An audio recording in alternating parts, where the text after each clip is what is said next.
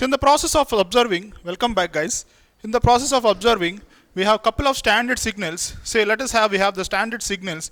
So why we need the standard signals is first question. So that means if you have a system, again I'm saying I have input, I need a response, right? So why we need the standard inputs? That means if the standard inputs is given to the system, the output should be a standard one. To observe the system, we need some standard inputs. That means we already know the standard inputs is, so the first input is impulse input.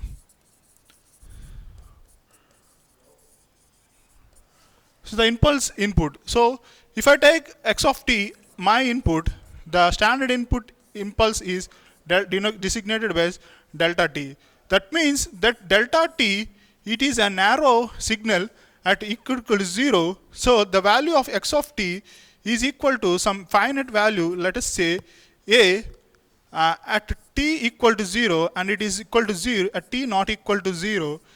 So if that amplitude is unity, then this signal is called unit impulse signal. Okay.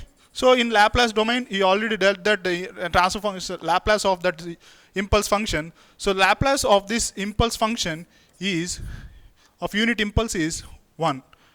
Okay. Now we will have another standard signal. So other standard signal, that is,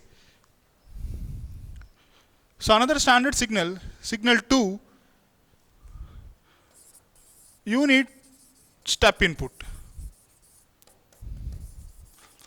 So unit step input. If I take x of t, my unit step input, that is, it is having a value of a, certain a.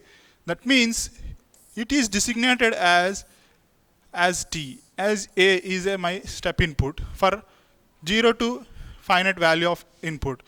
Okay. Now I want to do the Laplace for this. Already done that. The Laplace of this unit step input is a by s. Okay. And we have another third input, that is a standard input, which is also called a ramp input. So these all standard inputs. The ramp input is designated like this. So if x of t is my ramp input, I should represent the ramp input with magnitude value of t and t. So with respect to time varying, this value of exponential value is increased in stochastic manner. So the inverse of this ramp input is x of s equal to what? A by s square.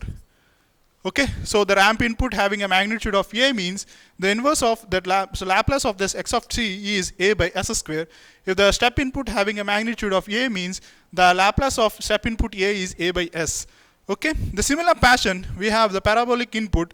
So the parabolic input is also given as, so the parabolic input number 4, the parabolic input.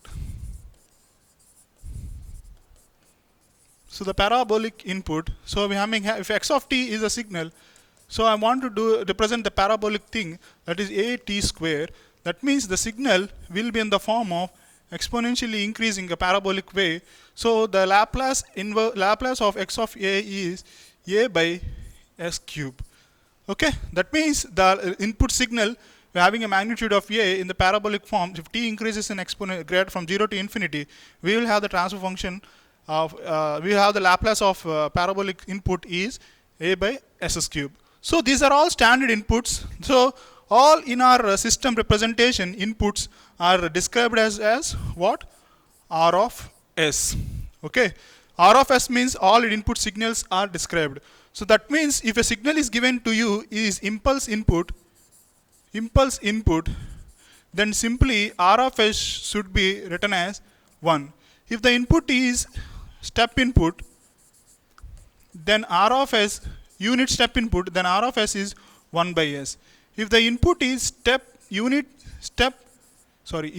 ramp input,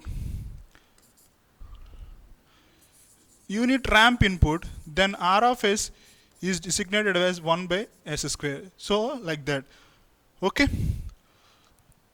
Now our thing is, I want to observe the response of first order and second order systems. Okay. So we'll deal in the next unit. Thank you guys.